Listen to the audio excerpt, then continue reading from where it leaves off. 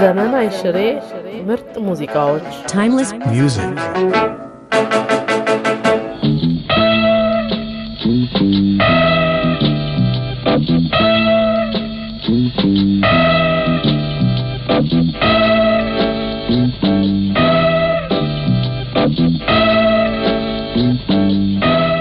በዓለም የአየር ትራንስፖርት ታሪክ በአውሮፕላን ግዙፍ የሆኑ ዕቃዎች ይመላለሳሉ።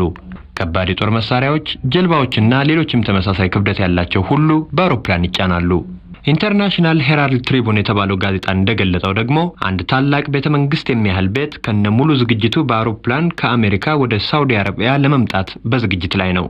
በሀብት የናጠጡ ግለሰቦች አልፎ አልፎ በዓለም እንደሚያደርጉት ሁሉ 1 ሚሊዮነር የሆኑ የሳውዲ አረቢያ ሰው ይህ ተዘዋዋሪ ቤተመንግስት መሰል ህንጻ እንዲሰራላቸውና በአውሮፕላን እንዲጫንላቸው የጠየቁት ፍሎሪዳ ማለትም አሜሪካ ውስጥ የሚገኘውን የህንጻ ተቋራጭ ድርጅት ነው። የድርጅቱ ሊቀመንበር ጉዳዩን ሲሰሙ ለጊዜው ይደንግጡ እንጂ በዋጋው ስለተደሰቱ ስራውን ያጣድፉታል። ቤተመንግስቱ አልፎ አልፎ በንጹህ ወርቅ የተሰሩ የመስታወት ፍሬሞችንና ቅጥልጥል ጌጦችንም በሚገባ እንደሚጨምር ሲረጋገጥ እንዲህ አይነት ትዕዛዝ ለኩባንያው ሲደርሰው የመጀመሪያው ነው። ተዘዋዋሪው ቤተመንግስት ሳውዲ አረቢያ የሚገባው ከ2 ወር በኋላ መሆኑ ይነገራል።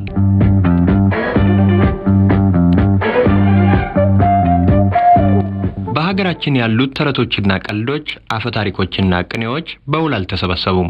ከብዙ ዘመናት በፊት የተነገሩት ቀልዶችና በቅኔ የተዋቡ ንግግሮች ባለመመዝገባቸው አብዛኛዎቹ በህዝቡ ችሮታ ያለቃ ገብረሃና ሆነዋል።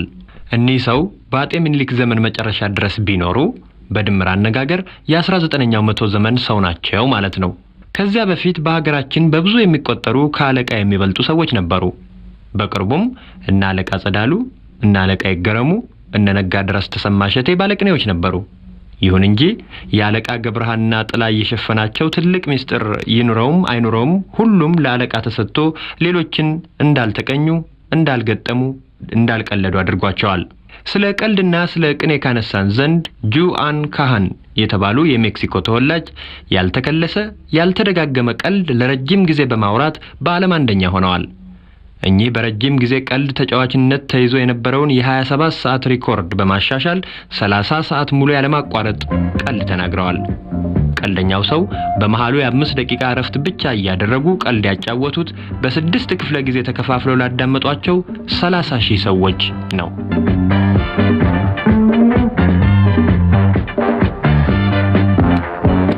ህጎችን፣ ደንቦችንና አዋጆችን በብዛት በማውጣትና በማጽደቅ በዓለም የመጀመሪያውን ደረጃ የያዘች ስዊድን ነች ይባላል። በየ8 ሰዓት በስዊድን አንድ አዲስ ደንብ ወይንም ህግ ይታወጃል። የመጀመሪያውንም ሆነ ሁለተኛውን የዓለም ጦርነት ያልቀመሰች ስዊድን የህዝቧን ህይወትና ንብረት ለመጠበቅ ይህን አድርግ ይህን አታድርግ በማለት የህብረተሰቡን ሞራልና ባህል የሚያረክሱትን ሁሉ በማስወገድ ላይ ነች። ከዚህም የተነሳ ባለፉት ዓመታት 11,000 ህጎችና ደንቦች አውጥታ በስራ ላይ ውሏል። ይህን ስራ የሚያከናውኑት 349 የፓርላማ አባላት ናቸው። ዘመን አይሽሬ ምርጥ ሙዚቃዎች timeless music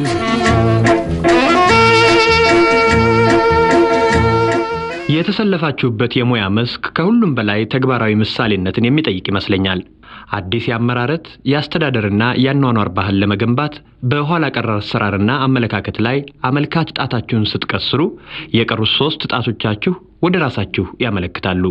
ሌላው የቀጠሮና የማንኛውም የህይወት እንቅስቃሴ ጊዜና ሰዓት አብሮ ተግባሩን በእቅድ እንዲመራ የምታስቡና የምትጎተጉቱ ከሆነ ከናንተም ተግባራዊ ምሳሌነት ይጠበቃል። ተግባራዊ ምሳሌነትን ያነሳሁት የቆጣቢነት ንቃተ ህሊናችሁ ምን ያህል እንደሆነ ለማወቅ ነው።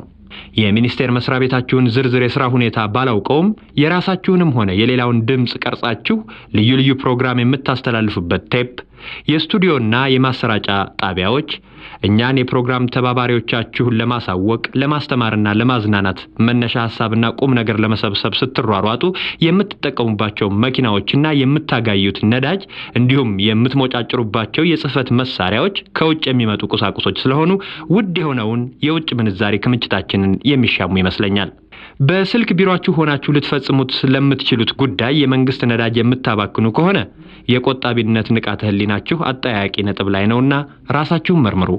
ይህንን አጭር የማሳሰቢያ ጽሑፍ እንድልክላቸው አይምሮዬን ኮርኩሮ ያነሳሳኝ የምርት ውጤትን ለማሳደግ ከሚደረገው አጠቃላይ ጥረት ጋር በምርት ሂደት ውስጥ ለምንጠቀምባቸው የቴክኖሎጂ ውጤቶች ተገቢውን እንክብካቤ ማድረግና ሙሉ በሙሉ ጥቅም ላይ መዋላቸውን ማረጋገጥ እጅግ አስፈላጊ ነው።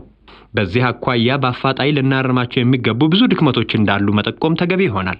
በጣም ውድ በሆነ የውጭ ምንዛሪ ገዝተን ለምናመጣቸው ማሽኖች፣ ትራክተሮች፣ መኪናዎችና ሌሎችም የማምረቻ መሳሪያዎች የምናደርገው እንክብካቤ ሲታይ ድህነትን ለማጥፋት የምንታገል መሆናችን ተገቢ ግንዛቤ ያገኘ መሆኑ ያጠራጥራል። በጥሬ ዕቃ አጠቃቀም፣ በምርት ውጤቶች ክምችትና በስርጭቱም ረገድ የሚደርሰው ከፍተኛ መባከን ከእጅ ወደ አፍ የሆነን የህብረተሰብ ኑሮ ወይንም ኢኮኖሚ ለመለወጥ የሚጠይቀውን የቆጣቢነት ንቃተ ህሊና እንዳላጎለበትን የሚያረጋግጥ ነው። አብዮታዊት እናት ሀገራችን በልጆቿ ጥረትና በውጭ ቴክኖሎጂ ትብብር የሚለማ የተፈጥሮ የታመቀ ሀብት ባለጸጋ ብትሆንም እጅግ ኋላ ቀር ከሆኑት የዓለም ሀገሮች አንዷ መሆኗን በምሬትና በቁጭት ልንገነዘበው የሚገባ ሀቅ ነው።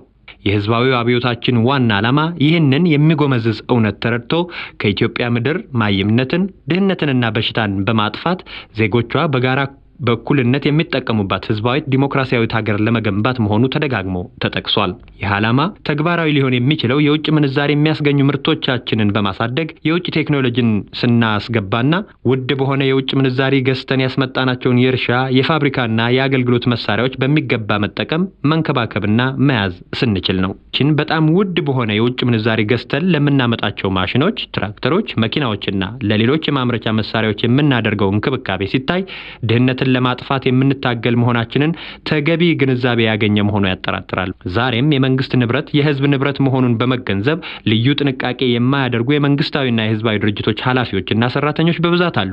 ዛሬም የመንግስት ንብረትና ገንዘብ የሚያልቅ የማይመስላቸው ብዙ ናቸው። ዛሬም የመንግስት መኪና፣ ትራክተርና ፋብሪካ የእያንዳንዱና የሁሉም ኢትዮጵያዊ የጋራ ሀብት መሆኑን ደጋግሞ ማሳወቅና ማስተማር ያስፈልጋል። ከናንተም በህዝብ መገናኛ ዘዴዎች ህዝቡን ከምታገለግሉ ጓዶች ብዙ ይጠበቃልና ለህዝብ ንብረት ልዩ ጥንቃቄ የሚያደርጉ የፋብሪካ ሰራተኞችን፣ ሾፌሮችንና ሌሎችም በተግባራዊ ምሳሌነታቸው ሊጠቀሱ የሚችሉትን ብታቀርቡልን ደህና ነው። የእናት ሀገራችንን ኢኮኖሚ ለመገንባትና ፈር ለማስያዝ ሁላችንም የቁጠባ ንቃተ ህሊናችንን ማዳበር አለብን።